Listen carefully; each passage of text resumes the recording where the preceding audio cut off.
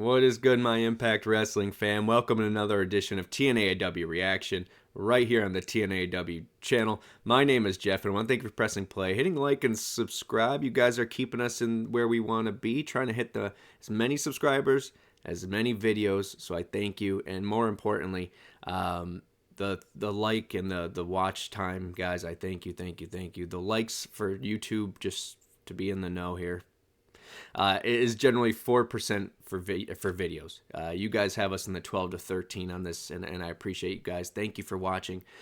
Thank you for commenting. We'll get to all your great comments. Gonna kind of beat through things as not quickly as possible, but get something in here. And hit up everything we can, from BFG updates to next week's show to some stories in between. I'll try to work it all in, but I got to work in these plugs first. Go Power Rankings every Tuesday with Bert, Datala, and Lucha. Check them out. And then starting on 10/10, well, not episode 420, but video 420 for this channel, will be the debut of season 3 of LOL TNA, episode 1, the 10/10/10 episode.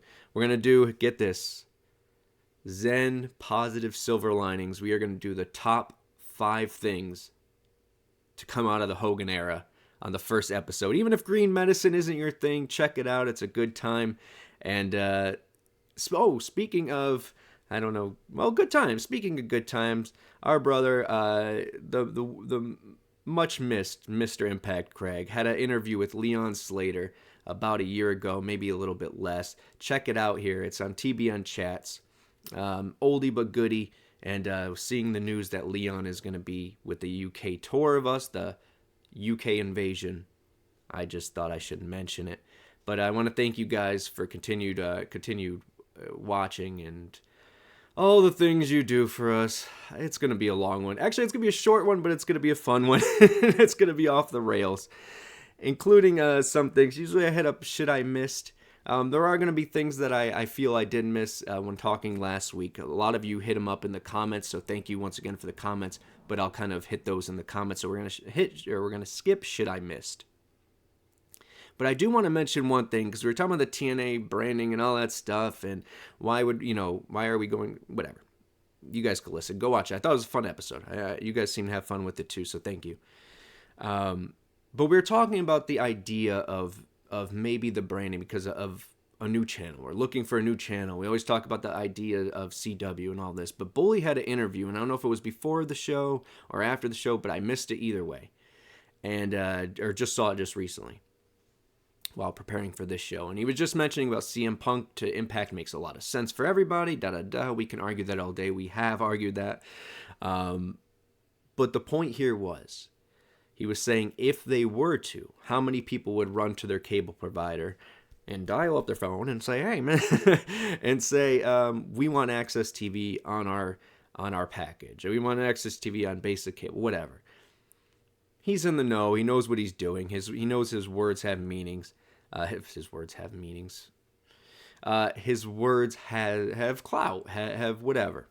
And for him to say that, I think is just a direct note to you guys that we are going to be on AXSTV. The goal for Impact and Anthem is to get AXSTV on more channel or more television screens, and then let the trickle down effect for Impact. So I just thought that was something I wanted to notice, or that I did notice, that I wanted to mention, make notice of.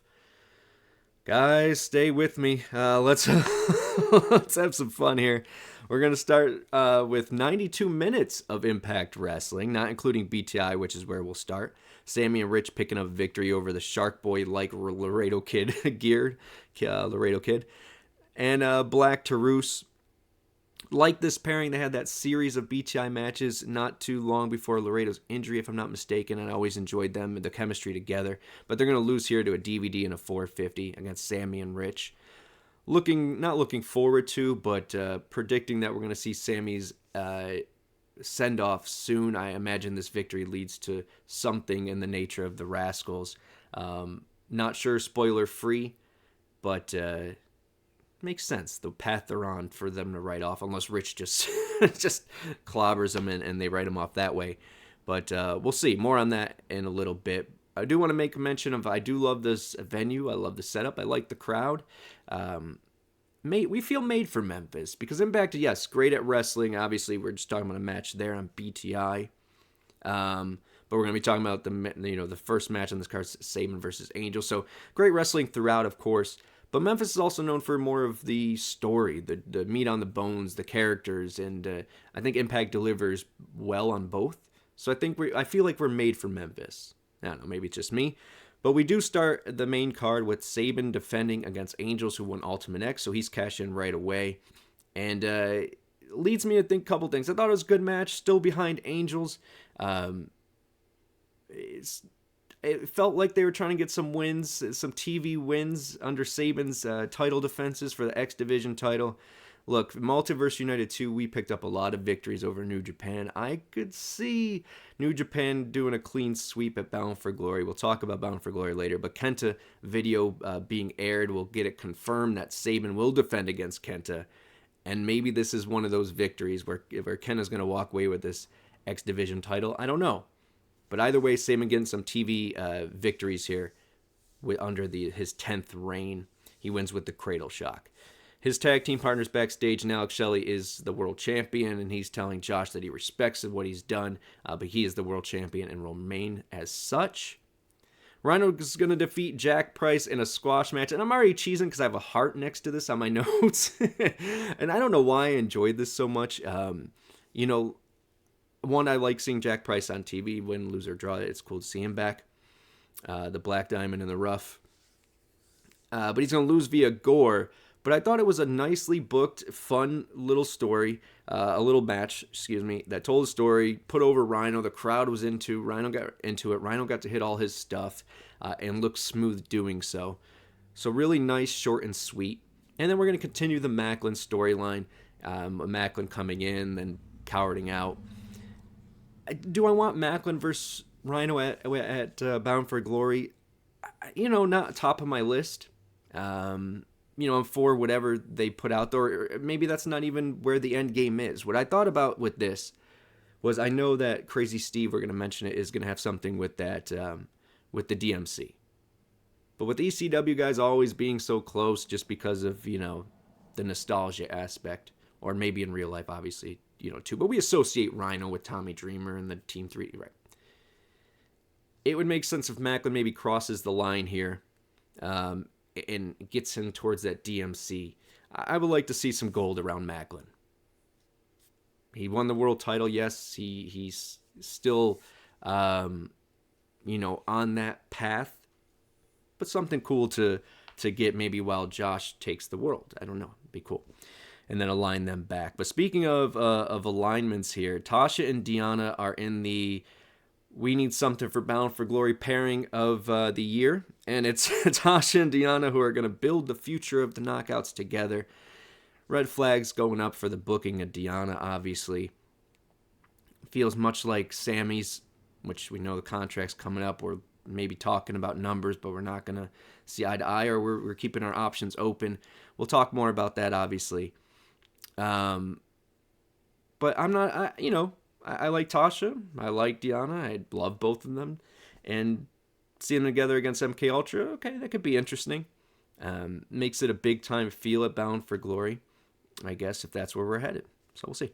Eddie and Lisha, a.k.a. Bonnie and Clyde, a.k.a. Sid and Nancy, are backstage, and they're kind of reeling over their loss. But Eddie's making a point of, I wasn't pinned. Lish might have lost, throwing her under the bus. But I wasn't. Kazarian's going to come in and say, we need to end this once and for all. Once and for all. I could see this happening at Bound for Glory. What kind of match? I don't know. But I'm going to be honest. I'm here for it. We're going to talk about Gresham and Bailey in a second. I like feuds. I like familiarity. I like rivalries. And this hasn't bored me. There's been so many nooks and crannies and little twists and things with this feud that I'm cool with it continuing. How about you guys? I know there's people who people will complain about anything, but I don't know. I think it's a good time to have Eddie and Kazarian continue their stuff, especially heading into our biggest show of the year. You're going to get a good match either way. Next up is Yuya's ceremony, and it takes a little bit of its own twists and turns here as, Yuya's and Hendry are dressed to wrestle. for the ceremony. But luckily, the Rascals come out. Rascals wearing 60. Both of them are number 69. Does that make... Should one be 6, one be 9, one be 4, one be 20? Why are they both the same number on the same team? I don't know. It's the little things. Anyways, still love them. They're green. And and they're going to be kind of ruining the ceremony, laughing at Yuya. Santino, the DOA, who... I can't mention this enough. I can't say this enough. I can eat crow. I can eat shit all day. I was so wrong about Santino when first... I admittedly wasn't up to snuff on his work. But him as the DOA has just been very nice. Very nice. I don't know why I was going to do Borat. Very nice. But you know what I'm saying. But they're going to turn this... He's going to turn this into a non-title match. And if Joya wins, Yuya gets to stay. Had me for a second. But it makes sense what Yuya go. And we'll talk about that later on comments. But I love the fact that they keep the continuity of, well, this isn't going to be for the tag team titles, obviously. He didn't win the briefcase for tag team titles. So I enjoyed that little detail. But the Rascals low blow spray and a roll up to defeat Joya and send Yuya out for, I'm guessing, back to New Japan, of course. But with us slow, kind of trimming down the roster, we'll get to that in a little bit. Not trimming it down, but keeping it small while they're traveling until the new year, I think is how they worded it in the old sheets. It makes sense, so maybe we do see them back. And if they lost this way, how big of a pop, I hope, how exciting of a moment, at least, would it be if, the Rascals are to defend later next year or something, and Joya makes a surprise return, Either way, Gisele's backstage, and she's talking about she'll beat Trinity and be going to Bound for Glory. Deonna and Khan are rebuilding something. I enjoyed the aesthetics of this. I enjoyed the message. It's not my fault, Snitsky moment. Look, they need something. And I guess them going to... the way they're going to rebuild their foundation is by going for the walking weapon, Josh Alexander, because... Deanna's a crazy person. I look, there's a lot of value in Khan and Deonna. I enjoy them. I think they could be more than what they are, but I think that takes some tweaking. And like the promo here, I say the same thing about Deonna and the name and the build, and there's just so many things that they can do to push this, but I don't know what the plan is. I don't know what's the design here, and it feels like it's been off and on for whatever reason. But it's not my fault, and maybe it's not Deanna's. But I enjoy the promo. I'll be real. Next up is a Memphis street fight, because Memphis street fights, I got nothing. All I know is that that Tommy Dreamer is, first of all, they're going to pick up the victory. But Tommy, I don't know if he's hurt or what, but he flattened that trash can. I used to have a WCW toy trash can, and it has felt on it. It was from Toys R Us. I think it came with Bigelow. I'm not sure. No, Bigelow came with the table. Someone help me.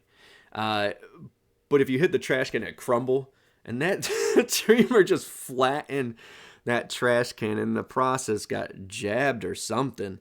But hopefully he's okay. But the DMC Dreamer and Heath are going to pick up a victory over Sheldon Jeans and Kenny King. After the match, Crazy Steve is going to attack and be relentless. No face paint here. It took me by surprise. Is that... I don't know why I didn't... I don't know. Cool look. But he also just has a shirt come out on Shop Impact with the face paint, so I hope he's not getting rid of it, because that would be silly. ABC is going to challenge Good Hands, and I could see ABC and John Schuyler talk the shit every week, because it's generally really funny.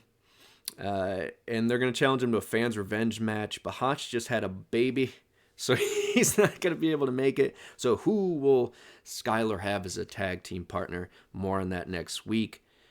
And the next up is something that was my match and just moment of the night. I really dug this one. Of course, I always talk about I could watch Bayley and Gresham wrestle all 92 minutes. But Gresham's going to pick up the win here with the tights, with holding the tights. And it's the little things for me, man. And there's a lot of people that you see when it comes to Gresham, and I am not one of them, that will say, well, I was one of the detractors with the whole rules segment with Hannah Fan. I thought that came out pretty drizzling shitties. Drizzling shitties. But there's people who will say the size thing. I could give no shits. This dude is the modern day Dean Malenko, and I'm fine with that. Plus, the things he does are realistic in my eyes. Everything has a meaning. And that's kind of my point here. You could say that maybe the promos or whatever, the charisma, that's great, fine. But the storytelling from this dude's movements, from in the ring, as I was just mentioning or trying to mention as I blabbled, to the multiple stops with the motion after screwing over Bayley via tights. I thought this was just so nicely done. So simple, but such just well executed. And I ate it up, man. I ate it up. Not only was it obviously, we already knew, that Gresham was headed down this road. We already knew he was playing the heel aspect of the character a little bit more. He had that tuned up a little bit. So we knew it wasn't the unexpected, oh, it's a heel turn. It was just the execution in that, the setup for it, that Bayley wanted this match, that Gresham was like, okay, yeah, sure, whatever, and still talking about the rules. For him to break the rules, another beautiful moment. Love this, such good shit. And, who cares what Bayley, we've talked about this. I think if tomorrow they turned up his dial and said, we're putting him, for the world title, I mean, would anyone argue? So I don't think a loss here hurts him. I still think he probably loses against Ospreay. So maybe they feed him some victories before then. But I don't think he needs them, man. I think Gresham needed this. And this sets him hopefully forward with this new tweak on his character. I love it.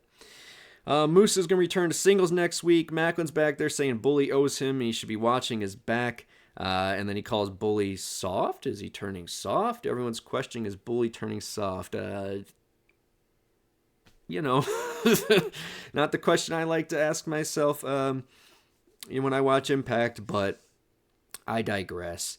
Look, obviously he just did the Team 3D thing. He'll be in the 10-person, which we'll get to in just a second, next week, but what is this result? I don't know. Where does this put him? Does it bring Team 3D back? Do they make a run? Do people want to see that still on a daily, weekly basis? Rather, we'll see.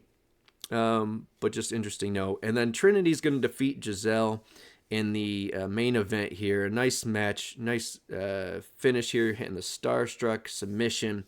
The Shawtaras having a little bit of a little miscue here, which is another interesting thing with the roster being, I want to say trimmed because that seems like cut, but kind of short and tightened up before they go overseas and do all these tapings before the new year. So maybe this is a way to write them out for a little bit, maybe not. But I thought it was a good match. It's going to set up Mickie coming out for to set up Bound for Glory. So we're going to have Trinity versus Mickie at Bound for Glory. We'll talk about Bound for Glory and the matches so far, shaping up to look like a really good card. But the one thing quick, and I won't go into super crazy details, and I try not to look at the comments of people because they tend to be so nearsighted. And trust me, I have my moments too. And no one is whatever. We're all human. At the same time, I feel so bad. I'm serious. And I know I'm laughing, but I just feel bad for Gisele Shaw. I do. And it has nothing to do with anything but the simple fact of this. Okay? No matter what she gets, people are going to say it's for this or for that. Right?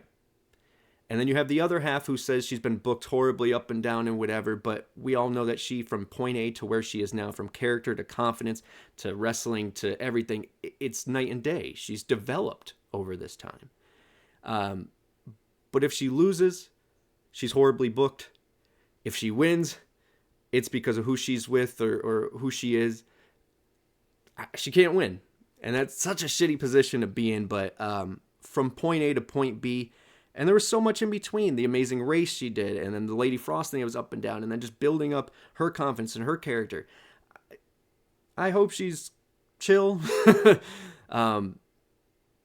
Because she deserves it, man. I just think, another good showing from her. She has all the tools and keeps developing, keeps adding to her game. So the moment will be there, but it just feels like no matter what she does, people are going to be shitty. So I hope she doesn't read comments, but just something I wanted to bring up. But as far as the show goes, I thought this was good. I'm going 8.19. Suck it, Meltzer. Meltzer? Dave. What did you guys think of the show? Because that's all that matters. The ratings were up because 4 more people in Bangor, Maine turned on their Nielsen boxes, so that's cool. Who gives a shit? Did you guys like what you saw? I really have, and I think it's a nice string. That is one of the positives I saw when going down the comments, though, of while watching Impact on YouTube, was the amount of people that were saying and giving props, and not normal names I see, just saying, wow, what a string of great shows for Impact. What a great string of momentum here for Impact. So that's really cool to see, and I hope you guys are noticing. I'm noticing, even if there's little things we might not agree on, I think it's been some really good TV. But let's move on really quick to what's going on next week. Let's plug that for them. They got Tasha. Let's plug that for them. Tasha versus Kelly. So we're starting that train going to Bound for Glory. ABC versus Skylar in a mystery partner for that Fans Revenge match. Fans Revenge. Josh versus Khan. And then a 10-person. So a 10-person match, 5-on-5. The team that wins will then go in a 5-way match. The winner of that match, the pin who gets the pin, is the number 20 spot in the Call Your Shot gauntlet. The person who takes the pinfall is the number 1. The teams are Jake, Raj, Dango, EY, and Grace versus Myers, Shira, Kylan King, Jody, Threat, and Bully Ray. So pretty interesting. One of the biggest things, obviously, takeaways from that for me. One, I like this. I like this little. I call them crutches, but hey, they're little gimmicks to give us something to look forward to, while also promoting Bound for Glory. So Bound for Glory, that's the biggest thing that sticks out here. Call Your Shot gauntlet back. Love that. We still have a lot of briefcases out, so some interesting, different things that can happen here, and some title kind of storylines not having to do with anyone who does have those briefcases. So I'm really interested with them bringing Call Your Shot back, which I love and seems to be a mainstay. We got Ospreay versus Bayley at Bound for Glory. We have Trinity versus Mickie locked in, Sabin versus Kenta, and Shelly versus Josh. How do you guys feel about the Bound for Glory shaping up? I think there's a few that we talked about that seem to be the path, but we have a few, couple weeks, 3 shows before, so some things could happen. But man, good stuff. I feel like good shows are in the works for going up to it. I think we got one more in Memphis, so excited to see that. But let's get to your guys' comments, because I know there's a lot of things that I'm trying to skip over that I know you guys hit on. And let's start off with our buddy Millard. What's going on? Yuya's excursion in the U.S. was over. He's a lot better now than he was when he left the dojo. I agree. Love him, man. And love to see his development. He will forever be my Super Saiyan Bobby Roode, Team Canada Bobby Roode. I was really liking Yuya and Henry together. Shocked that PCO and Sami are leaving. Same. We'll see. I think we'll see. But I think Sami's more likely of the two to do a little excursion of his own and then come back. He and that's one of the things I didn't mention last week. Maybe the shit I missed is put over Sami enough for not only his brain and his talent, but the heart. I did mention it, as far as he was the first to cross the line and stuff, but I want to drive that home a little bit too. It does suck that if he were to leave, but I feel like he's synonymous with Impact and TNA, man. We'll talk more, and I know more about both of them. We will talk more about both of them in just a second. I think that's Deonna probably going to leave also in January. It looks to be so. And I heard even Heath's contract is up too. Yeah, they rolled over that one. The same thing I say about Heath. If home is calling, completely understand. That dude deserves to go back if he wants to. P.S. Geoff, I think Iceman is talking about Devon being the one that wants to stick around. So maybe that soft thing in Team 3D, maybe that is where it works. Or is where it works. Speaking of Punk. Yeah, I don't know. we'll see, man. To be honest, if I had to choose between two tag teams that haven't been doing it in a while to come back on the regular, I choose AMW over Team 3D. But not against it. See how it works out. Or if we even go there. Sky's Blurred 23. Sami's feud with the Lucha Brothers and Eddie were great, but since he has turned face, he has been super boring. The storyline with design was awful. Nothing interesting came with it. An Impact talent showing up on WWE and NXT or AEW for their match airs on Impact is like a weird tradition at this point. Yeah. Our buddy Gary saying, I think Sami came back from when he hurt his leg. Seems like he's still not recovered completely from it and probably never will be at 100% from before he got hurt. Yeah, well, if that's the truth, that's unfortunate. But as Sky Blur is saying here, that's on one hand, yes, I agree with that as far as I think I mentioned about leaning and being, have one great run left. I think stories could be great runs. I think McFoley had a lot of great runs that weren't, 5-star matches. So it's the storytelling. And yeah, I think the design one was something that happened and compared to something we were excited that happened. So we did get OVE out of it, but I would like if Sami stuck around yet again. I said that, but I will keep saying it. It's just sometimes a little refresher, a little focus, a little fire makes someone even better. So we'll see what happens. But PCO was in Brooklyn Bleak. Oh yes, but PCO was in ROH before Impact. So he was saying that, and I thought he was referring to that. I didn't say he was, or I didn't know he was. The miscommunication. Point being, he doesn't see PCO going back to somewhere like ROH for a payment increase, but I just remember the whole Honor No More angle. I don't know how many people watch Honor Club compared to Impact, etc. Yeah, I bet not as much. Maybe they do. I don't know. Don't really care as far as, the measuring stick part of it. But as far as his eyes are concerned, he did, some news came out about them talking about giving him a raise and giving him a little more character control, all this stuff.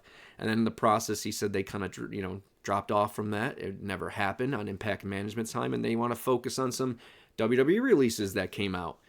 So that's interesting to note. But my point with him in ROH was not him choosing, and this was before me knowing that, so that Impact kind of slowed down or pulled out of the talks, or however you want to word it. I just think that Tony Khan, no matter who's viewing ROH, is going to pay PCO more.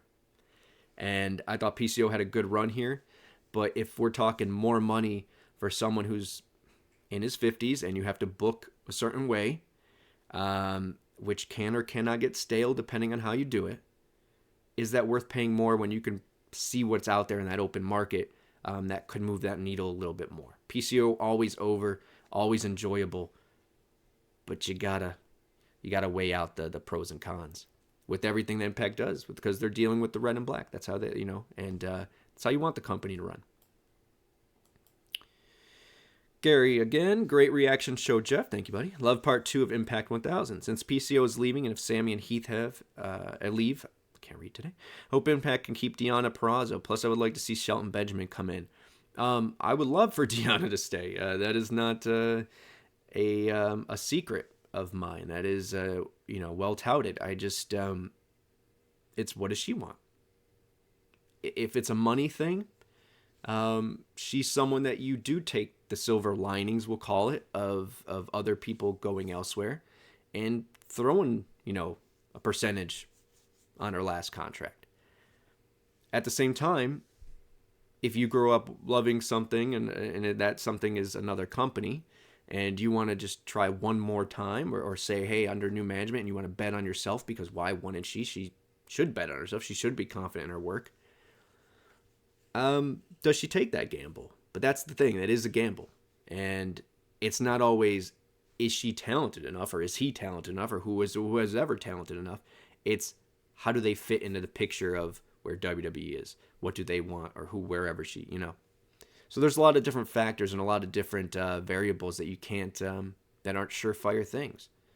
Unless you're a Cody or someone who can lock things into a contract because, you're Cody. Or whoever, insert person here. But you get my point. As far as Shelton Benjamin, I think we have one more right after that about it. Brooklyn Bleak, I believe. Yeah, personally, I would like to see a Kenny King and Shelton Benjamin as his New Japan Shelton X persona form a tag team.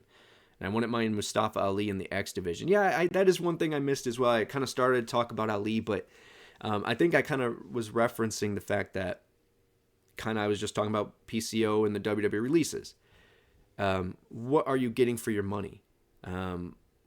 Does this person coming in like a Mustafa Ali, paying them, a significant amount because they're off a WWE run to be in the X division? Am I getting my bang for my buck? Is the needle moving, or can I fill that same spot and give, someone who, one of those releases that needs some nurturing but could be bigger, or do we give more of that time to Alan Angels developing him, or insert person here? So I think there's a lot of variables. I think I like Ali's work. I haven't seen enough, but if he's just another guy who, isn't a great promo but can do X division flips, would you save that money to bet on someone you already have? As far as Shelton Benjamin, man, I don't know. I see him going back as a producer. I think it makes too much sense. I'm sure he has a lot more to give. I saw one of his matches not too long ago, and he still looks like he has it. But at the same time, it's what does he want? And then what does he add? Would that tag team be cool? Yeah, a tag team would be cool. But what does it cost? And what does it get us? And I think that's what we got the mantra we got to keep saying. What does it cost and what does it get us? Demon Better 99. I hope Impact signs talents that want to be an Impact and not talent that is just there to use Impact as a stepping stone like what some of X talents do. I agree. When I saw the PCO list of people he mentioned, from Ziggler to Riddle and Ali or whoever, I was, okay, piques my interest. And the mantra kept coming in my head, but also exactly what Demon Better is saying here. Picking the people that want to be there. They're not are just looking for a pit stop until their next gig. Is it better to find the next EC3 or Eli Drake or who else have we taken from WWE and then nurtured into something? Could it be time for that? I think that seems more likely, to fill out as far as bringing people in, like to fill out the roster. That those kind of people seem more likely. We have Gut Check coming back, so I don't know. I just don't see us filling too many with that, with this pool that just came out. But I want the ones we choose to be people who want to be team players and obviously rep Impact. Put it in their Twitter handle kind of thing. Or not handle, but their bio at least. Jesus. Rolly Boy, that's Io, right? What's up, buddy? Io killing at the TNAIW channel on Twitter. Okada was definitely working towards the match. I think he'll have a different comment after the match. Yeah, the Okada comments, I said I had to chuckle over him because obviously he was working. I mean, he's going up against 3 Impact talent. Of course, he's going to talk shit about that. And prior, he said good things. So, working, you guys. Work. All right. Last but not least, Kwai Chang King, I hope I didn't butcher that. No champion. That is something I missed. What a great line. What a memorable line and a way to go out from Yuya. No champion. Good stuff, man. But what a moment. And what a moment this was. It's a good time, guys. Thank you for all of your comments. Try to get everything in there. Hope you guys had a good time watching and talking over everything. If there's shit I missed, hit up the comments. I'll talk about it next week, of course. And maybe I'll have some time to work in shit I missed. It was 92 minutes of Impact this week, so a lot to squeeze in there. I hope I did it justice. But let me know what you guys are looking forward to from Bound for Glory. Please keep it not spoiler-free. What are you looking forward to next week's show? Maybe talk about what happened on the show before I review it. Check out everything that's coming out here on the channel. Go Power Rankings, obviously, on Tuesdays. TNA 2K, which is not time sensitive. Go back and watch that. And then Lucha, myself, and Johnny bringing back LOO Trinity video 420. Episode 1 of Season 3 will be about 10-10-10. Hogan era, the top 5 things, positives of the Hogan era. More on that in the weeks to come. But thank you, guys. Make sure to hit like and subscribe. Check out everything on here. And also let me know about AXSTV. I mentioned that in the beginning about the Bully Ray comments about CM Punk. The next talk of that is AXSTV. Are you cool with them still pushing that? Or do you want to be on something bigger? Grow Access? Or just get that hot shot from another channel? I'll let you guys tell me your opinion. What does it matter? Your opinion means everything, but where we view it, I mean, where does it matter? I want you to tell me what it matters to you.